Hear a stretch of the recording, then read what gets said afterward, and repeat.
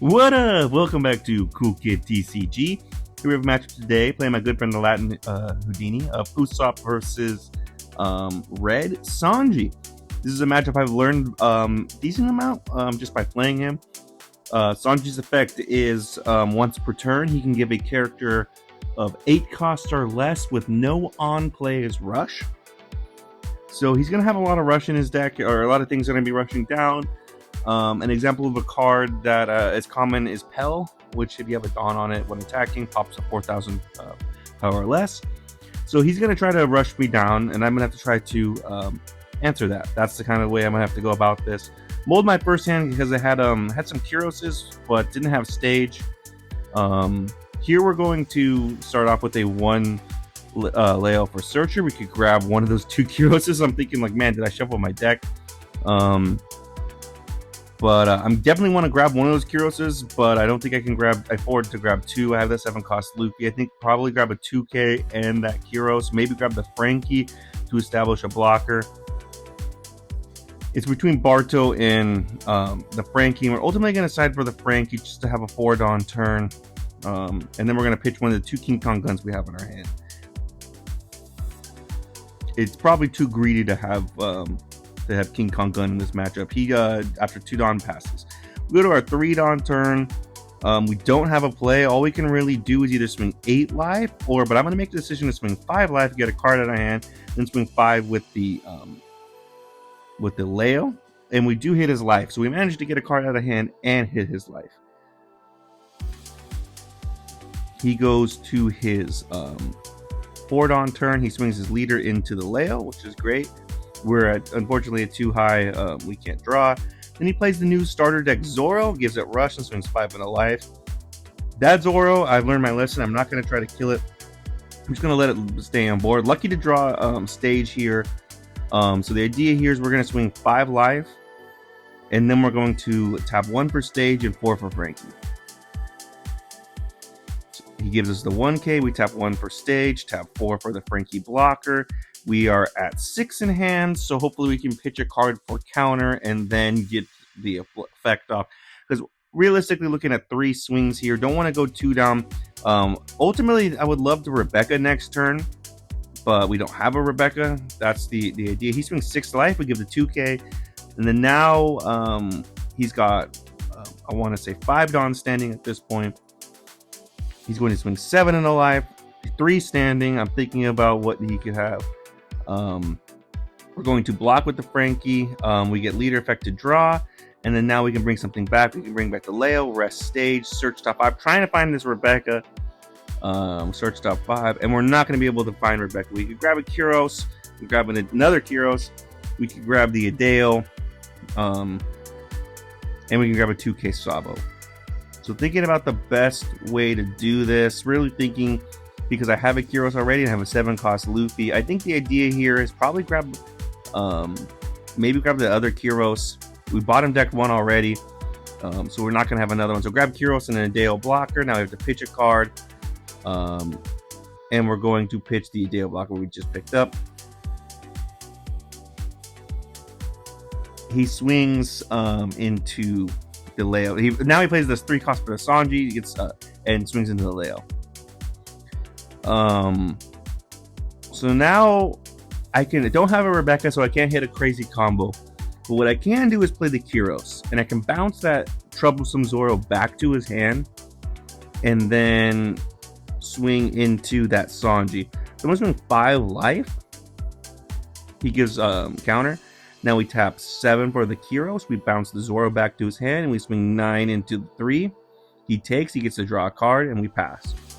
So we effectively cleared his board. He still has that Zoro he can play, but he's going to have to tap 4 Dawn and use his leader ability to... I guess he could put 2 Dawn on it to give it rush, but that would be an expensive play. So we're looking at 2 swings here. Hoping to keep that Kuros alive. If I can keep that 1 Kuros alive, then we're going to be in a good spot. So yeah, just hoping we can keep it alive. He's going to his 8 Dawn. He's on his 8 Dawn turn. But he swing 5 in a life. I'm going to give him a 2K. Don't want to take any life. Just want to stay. Because I know he can rush me down at any point. So kind of just trying to stay at a high life. He's going to tap 4 for that Zoro, use leader effect, swing 5 in the life again. And then I'm going to give him another 2K, and he's going to tap 4 for the Chopper blocker, Chopper 2K in Sanji's body. We go to our 9 Dawn turn, and here's where we just drew Zoro. This would be an insane Rebecca play if we had Rebecca. If we had one, because we could use the Zoro to pop the Chopper, use the Kyros in hand to return that Zoro back, and establish both those bodies at the same time while also establishing Rebecca. But we don't have Rebecca. So the idea here is probably have between 2 minds of play another Kyros and bounce that back, or we could play the Zoro and pop. I'm going to go for the latter and play the Zoro, tap 4. Rest stage, mill 2, I get to pop a 4 cost or less, so I pop that 2K. And then now I'm going to swing 7 life. Just start poking his life, and then we're going to hit him with 7. Then we're going to hit him with 9 with the Kyros, and then play 3 for a Barto blocker. Now, we're going to pass like this. Our hand only has a 2K in it. We do have a blocker. I really want to keep that Kyros alive. I feel like if I can keep that Kyros alive, I can probably go on to win the game. But again, I only have a 2K, so a swing of 11 or higher is probably going to go through, especially when he plays a Pell. So Pell, he gives rush. He puts all of his Dawn on the Pell. If it has 1 Dawn on it, it gets to pop a thing of 4,000 power or less. So he pops my Barto blocker. We get to draw a card, and we draw Rebecca finally, and it's a 1K. So he's swinging 11 into the 9. I can give him the 2K 1K. So we were very fortunate to draw 1K right there. Now he's going to swing 5 life, and we got another counter with the Leo. Cutting my trash here, thinking about King Kong Gun. I'm at like 12, I want to say. We're going to give him the 1K. And he's going to pass. So now we're in a spot where we, in theory, could go for game. He has a decent amount of cards in hand, though. I think I want to say he's at like 6 or 7. If I had a King Kong Gun live, I would definitely probably go for game here. But I don't. So I like the idea of still establishing the Kyros. Like I could bounce that Zoro back to his hand and swing that Kyros I play into his Pell. And then like I'd be in a very strong spot to go on to win this game. But I also could go for game here. So I'm going to test the waters here. I have 3 Dawn set aside. 3, but it's really 7 for the Kyros. So I'm thinking, what do I do with these 3 Dawn that I could still play around with?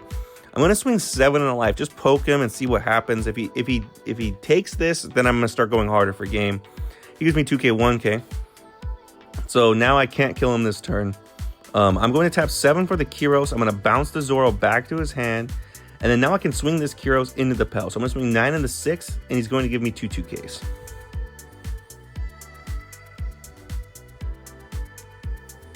So now at this point, I'm going to take the 2 last Dawn, and I'm going to put them on my Kyros, and I'm going to make sure that Pell dies. He's got like 3 cards in hand now. So we'll swing 11 into the 6, really ensure that Pell dies, and then we'll swing 5 life. And he takes. So now we got him down to 1 life. Doesn't matter what our trash is because we're never going to get double attack off anyways. And looking at his, like the way he could kill us this turn is he would have to have a card with Organic Rush on it. He does have that Zoro, but that Organic Rush would be like 6 Dawn. So we probably could counter. We only have 1K counter in hand, but those 2 last cards could be bricks. So we'd have to have like 2 different rushers, or 1 rusher, and then we use leader effect on another. So feeling like in a good spot here.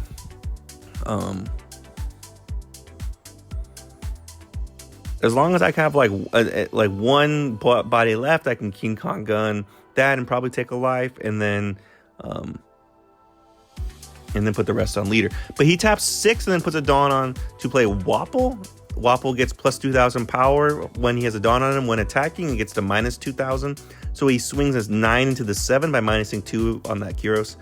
Now he's going to put 2 Dawn on Sanji and swing 7 into the 6 the Zoro. I drew a 1K off of the Kyros leaving the board, so I was able to draw a second 1K to keep that that Zoro alive. And now we're going to this last turn. He doesn't have that many cards in hand, but he does have 1 Dawn standing, so I'm thinking it's for a Rad Beam. So So to play around that, I'm going to start swinging. I'm going to swing 9, at least 9 above it. I'm going to swing 11 here. So if he uses the rad beam, he's going to have to use a bunch of other stuff. Now we can, he took the life. We can tap 3 for King Kong Gun. Zoro goes up to +6 to 12. Then we have an extra 5 Dawn, so 17 for game. And we got it.